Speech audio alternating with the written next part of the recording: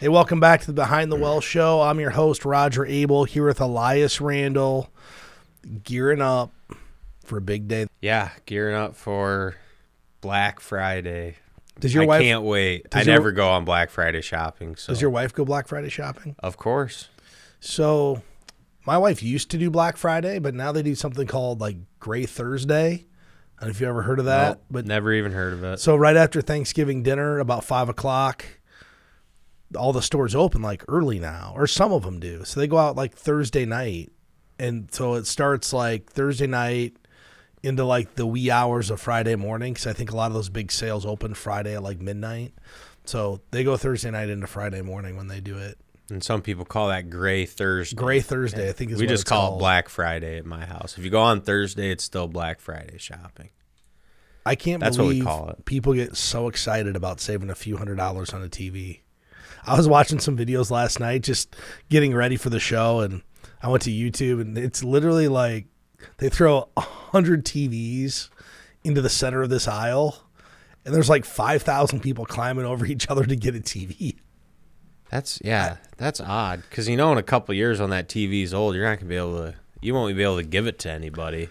Well, I have Old TVs are hard to get rid of. I've got a great story about Black Friday and TVs. So this is maybe like 7 or 8 years ago, before we had kids. So when my wife left to go out shopping, I was fine with that, because that meant I got to watch football and have a couple cocktails and just kind of enjoy a Thursday night with my in-laws. And we usually go there on Thanksgiving Day. So she calls me up. It's like, I don't know, 10 or 11 o'clock at night. She goes, "Hey, you won't believe what I got." I go, "What's that?" She goes, "I just bought a 55-inch TV for $285. All right. And I'm like, "Great. We didn't need a TV, but spent $285 on a TV. It seems like a great deal." Some guy had like given her the ticket. I don't remember how it all went down, but it was like, one of the 5 TVs they had. Just all these places advertise, hey, 55-inch TV for $285. Anyway, she gets one. How long do you think that TV lasts? A year? 2 years. 2 years, and I get a black screen. And she's like, "I can't believe it only lasts 2 years." I go, "It was $285. I've never heard of this brand." I mean, the expectation needed to be exceptionally low for that. But it's a good example of what happens to people on Black Friday. They get caught up in the mix and the excitement of what's going down. And they think, "Man, I need to get this because it's on sale and it'll never be this cheap again." Right. You need to save money by spending money. That's one of the greatest tricks in marketing. I love that one. But so do you know why it's called Black Friday? I should. I'm sure you read it, but I should, and we covered it last year because we kind of do this show every year, but I've actually forgotten a little bit. Yeah, so they started calling it Black Friday. Well, one reason was all the traffic. So I guess the police and whoever's trying to help with all the traffic, it was just kind of slang to call it Black Friday because of all the holiday traffic. And then there was they started calling it Big Friday. And then I guess kind of retailers just kind of jumped on the bandwagon to start offering sales because people are out and about and traveling. And now it's is it a worldwide event or is it just a nationwide event? I don't even know how far Black Friday stretches. But I feel like it keeps going further. Don't they have Cyber Monday now? So they have like Gray Thursday, Black Friday, Cyber Monday. So they're all trying to catch on to their own day of the week. I don't know of a time throughout the year where you can't find a sale on something. Right now. There's no sales right now? It's all overpriced. So, and this is one of the things we'll talk about. This is an odd year because of all the supply chain disruption that we've seen in the overall markets. I know my daughter wants this Gabby Playhouse, this Gabby's Dollhouse. And my wife started shopping a month ago because she's foresaw, hey, look, we're not going to be able to find any of this stuff, so we better start now. So this Gabby's Dollhouse is like $70. Not available anywhere, but you can get it on eBay. Guess how much it is? On eBay, they're probably reselling it for what, $700? 10 No, times? it's not that bad. It's like $175. $100 more. But it's just the principle of someone's just marking up $100 because it's scarce and you can't find it. So my wife asked if we were going to buy it. And I said, nah. I said, just on pure principle alone. Not that I'm cheap, just on pure principle alone. I'm not going to pay the extra $100. So we gave that gift to my parent, that idea to my parents for a gift. Oh, so they can spend the extra. Better their money than mine. There you go. I bet Grandma and Grandpa love that.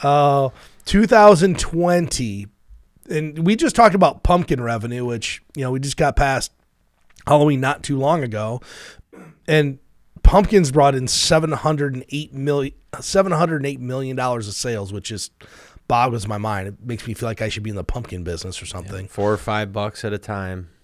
That's a lot of pumpkins, man. How many acres do you have to? How many acres of pumpkins would you have to grow to have a meaningful pumpkin crop? That's a good question. I have no idea. Could you imagine who has to harvest them? Who goes out there and lifts up? You just go. Basically, what you do is you run around and throw them on a trailer. I know. So it takes a lot of people to do it. I'd be worn out. Could you imagine throwing pumpkins all day long?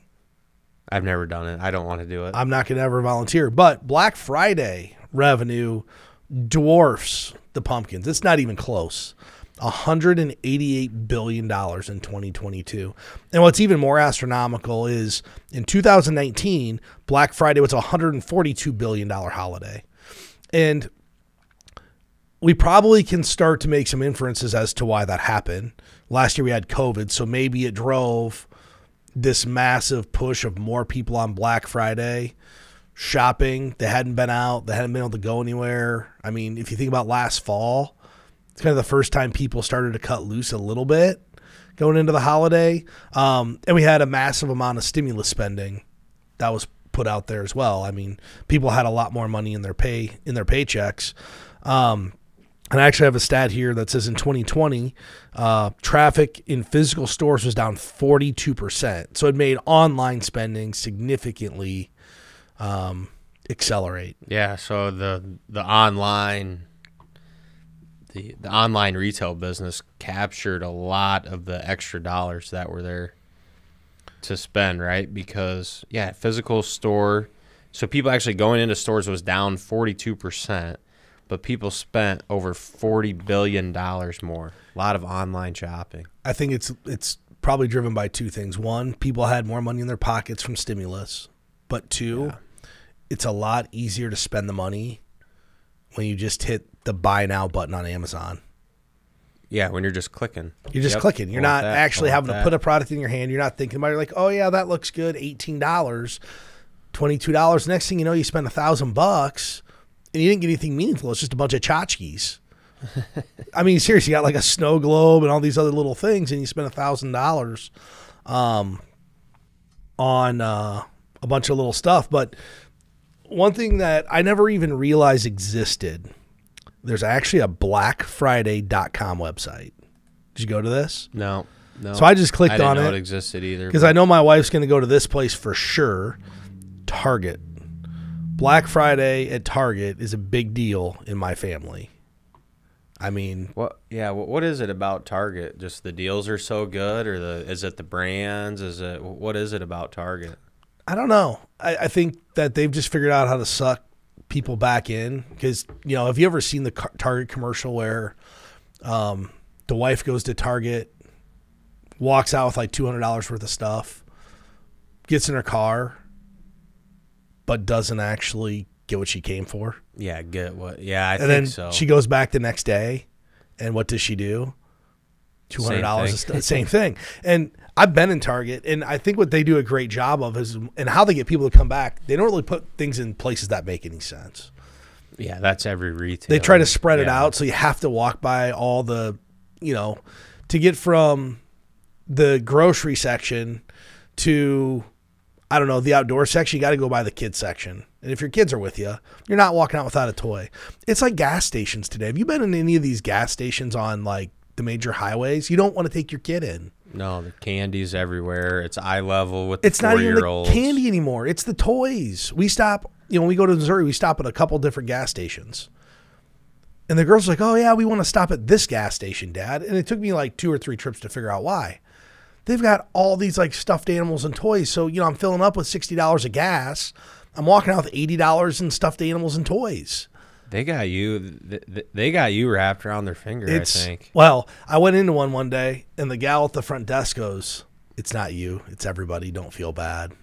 She goes, no, The no. cashier said The that? cashier's like, He's no, like, no he looks parents, defeated. I need to help him. no parents come out unscathed. I mean, that's basically, it was just this look that she gave me. It was pretty funny. The only reason I go to Target is it's the closest Starbucks to my house.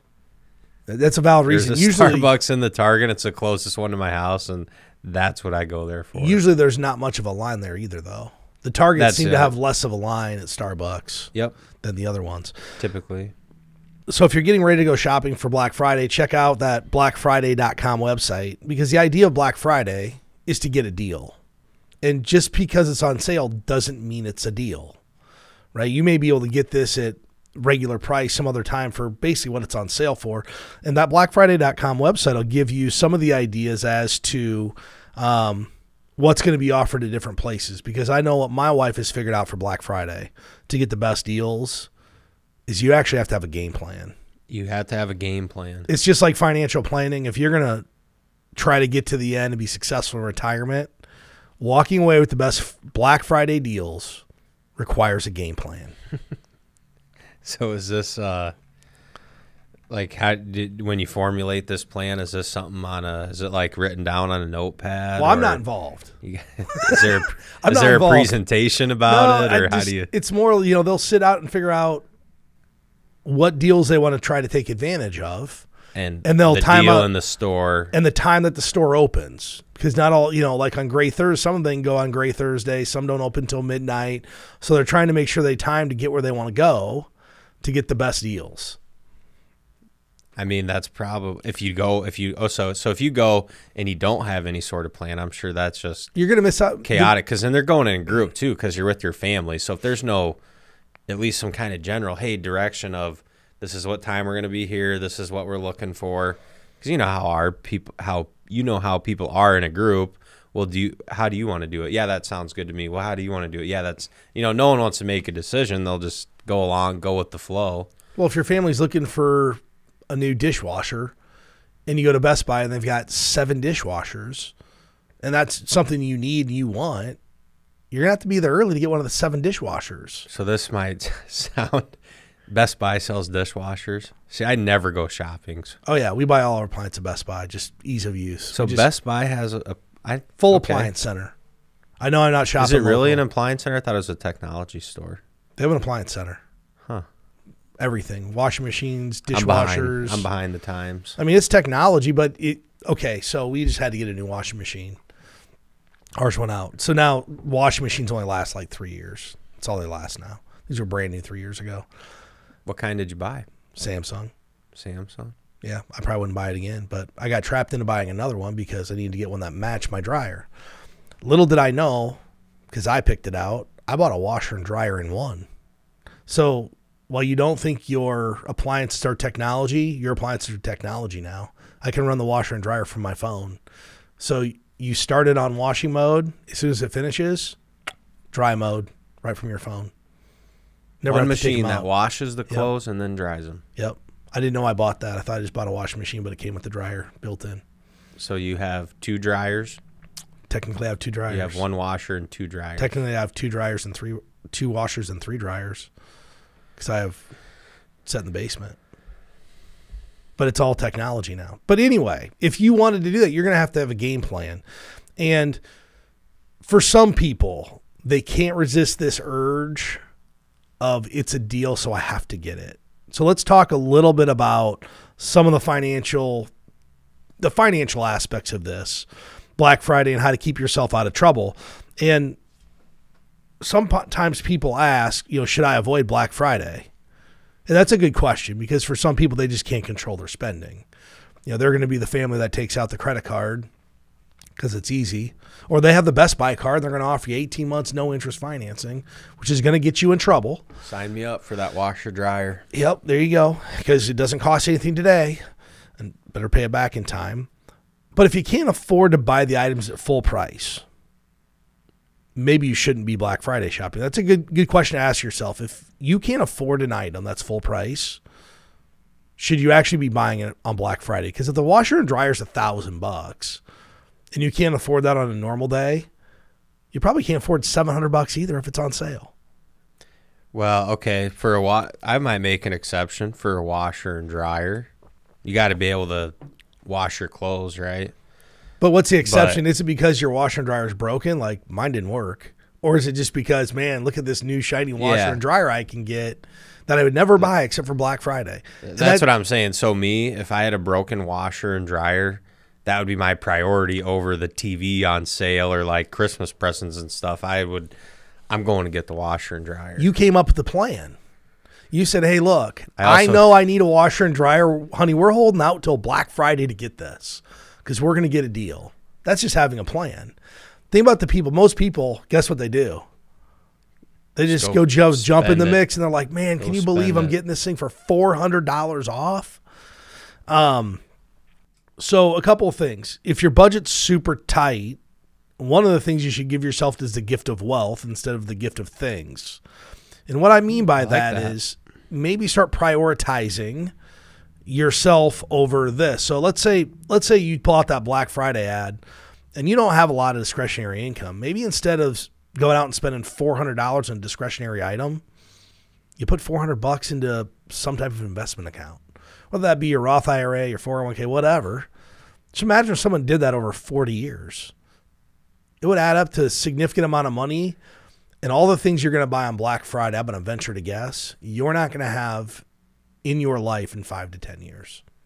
I can almost guarantee all that stuff is destined for the same place.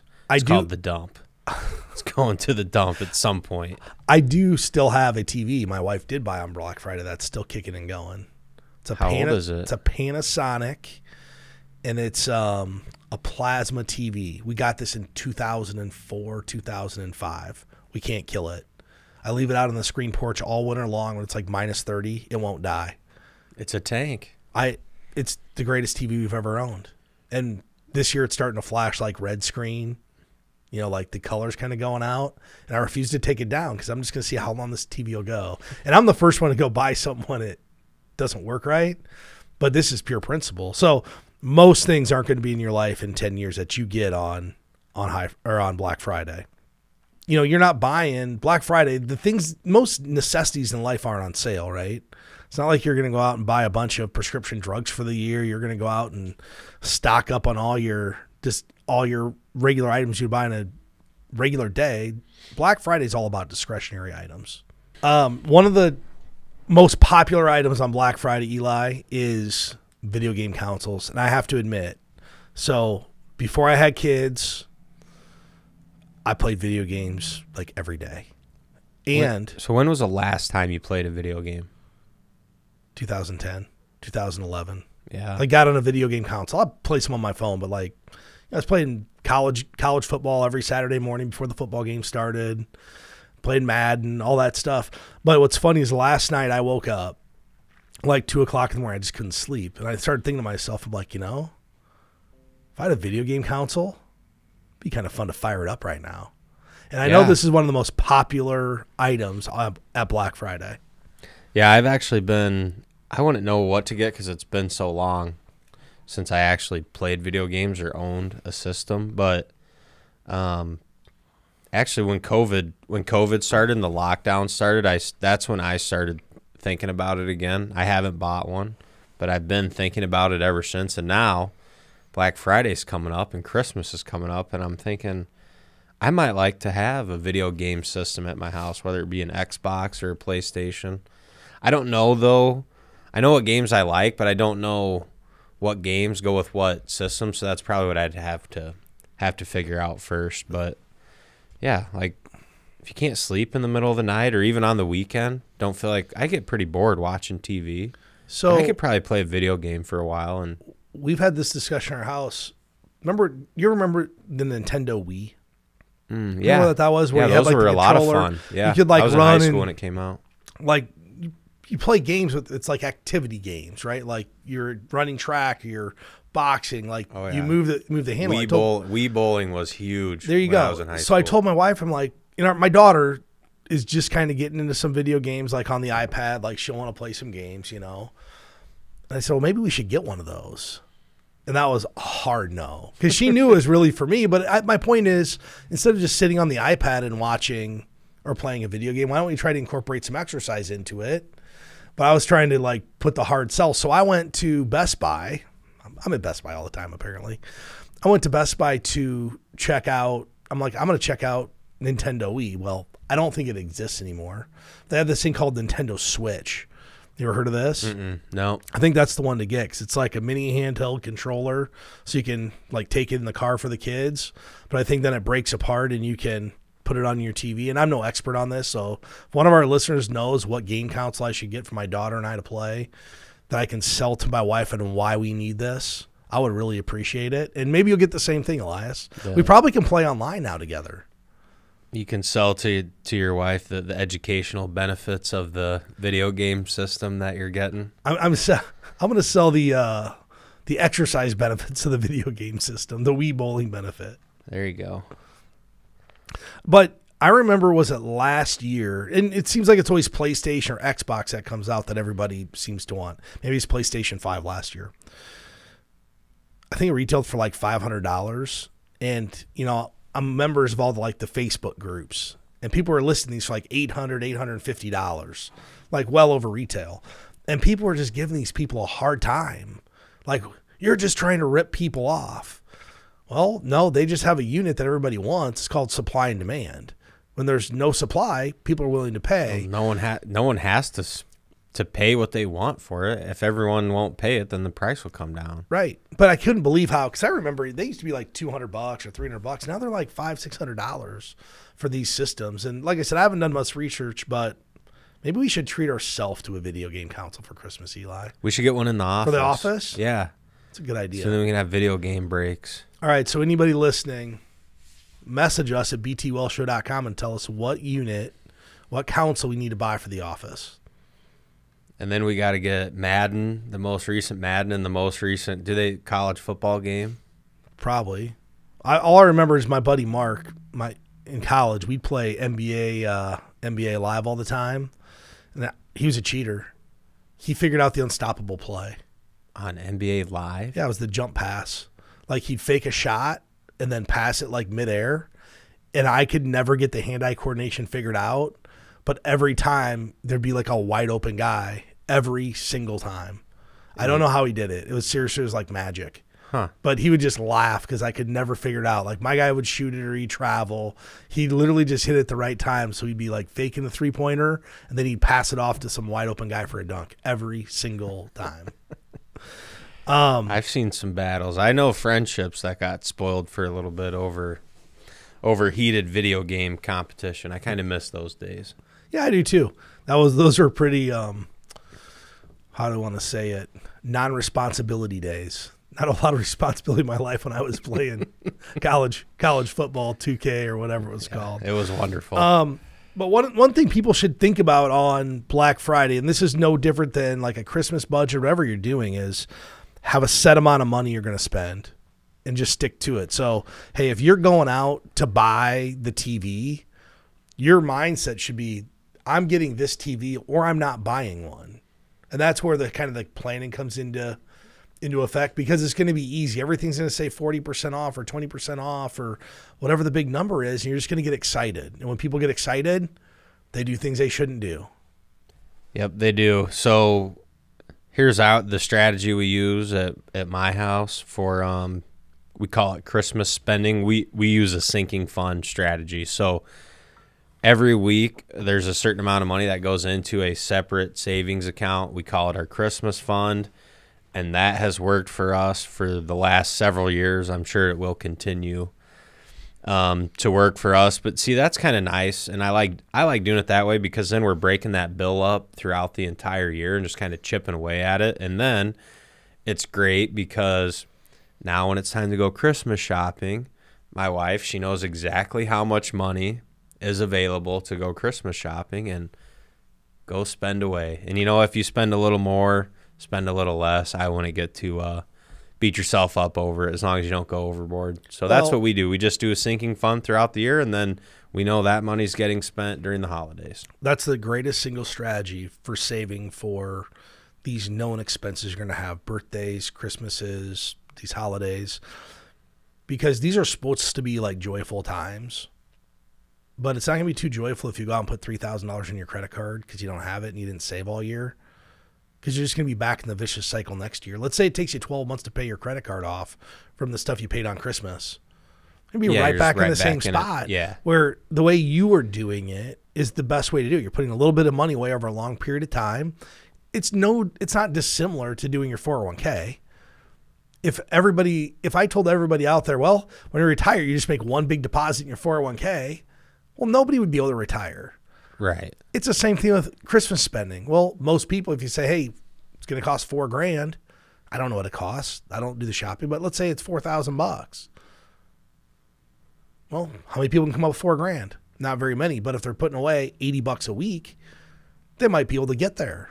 Yeah, that's and maybe a lot that's more not your number. I don't know what your number is. I'm just utilizing a number, and I think that's a great strategy that you're utilizing to make sure you're not putting yourself or your family in a bad financial position for the next year. Because you know what's going to happen if your wife puts $3,000 on the credit card for Christmas? You know what your New Year's resolution is going to be? What, pay off the credit That's card? That's going to be your New Year's resolution.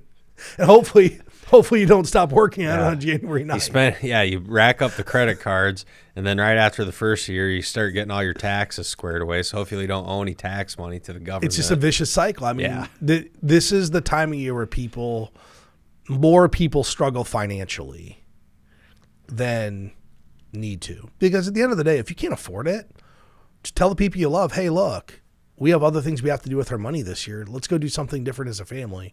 The holidays aren't about presents. It's turned into presents. Mm-hmm. But it really should just be spending time with those around you. I know, like my wife's family, we don't even exchange gifts between the family. We just give them to the kids. We just want to have a great dinner and hang out and go to church. And that's what we've come to now, because most of us just get what we want anyway. So why are we doing this huge gift exchange? It's all about the kids now. Yep. I'm right there with you.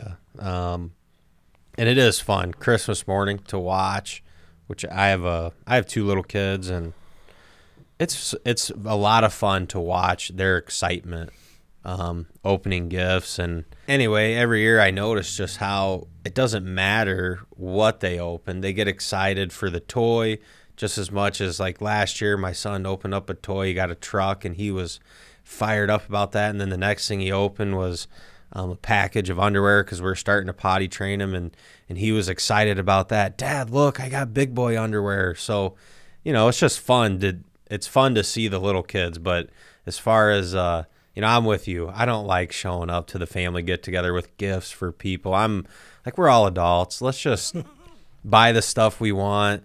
Let's have fun, watch the kids open gifts. And, really at Christmas, I'm there for a couple reasons. I want to drink some nice Christmas drinks, and I want to eat a lot of my favorite foods that my family makes for the holidays, and that's what I'm there for. I'm looking for turkey, mashed potatoes, and gravy. Yep. If I have that, I'll be happy as can be. But you want to know what your kid's favorite present's probably going to be anyway? What? The empty box from the TV you bought at Black Friday. Right. I remember the toys are great, and then 3 minutes later, the box is they want toy. the box. Yeah. They want to, like, build a fort out of the box. Like, I don't know about your kids, but my daughter's like, Dad, let's build a fort. Oh, she yeah. just needs some blankets and pillows and boxes, and I'm good. Like, we could just have the fort Christmas. Forget presents. We're just building forts. If you went to U-Haul and you bought like 3 of every size of box, wrap them up, the kids would have the same amount of fun as if you went and got them toys. My 2-year-old would go, woo. My 5-year-old would be like, Dad, where's the present? But the 2-year-old would think it's the greatest thing on the planet. Look at the box I can curl into. Man. Well, I think awesome. What we want people to take away is a couple things to control your spending. One, make sure you have that budget. 2, don't increase the budget just because you feel like there's something you need to have. We're all humans, and you'll go out somewhere and you're going to say, oh my gosh, I have to have that. And the thing you ask yourself, is this a need or a want? And then if it's a want, how bad do I really want it? Like, am I taking money out of my savings account to buy this, or do I have the money, or do I have to put it on a credit card? And if the answer to yourself is I have to put this on a credit card, it's an easy decision as to whether to buy it or not. It's a hard no. Yeah, probably just leave it on the shelf, leave it on the rack, whatever it is. So, Elias, I wish your family the best with Black Friday shopping. Maybe we'll report back on what the best Black Friday deals are that our wives found. because I know on Black Friday what I'm going to be doing is I'm going to be watching the Iowa-Nebraska game. Whether that's good or bad, I don't know. Right now it's not looking so hot. We will see. We will see. But let's report back on what we find. I wish your family the best for the Thanksgiving holiday. And with that said, I want to thank everybody for listening to BT Well Show.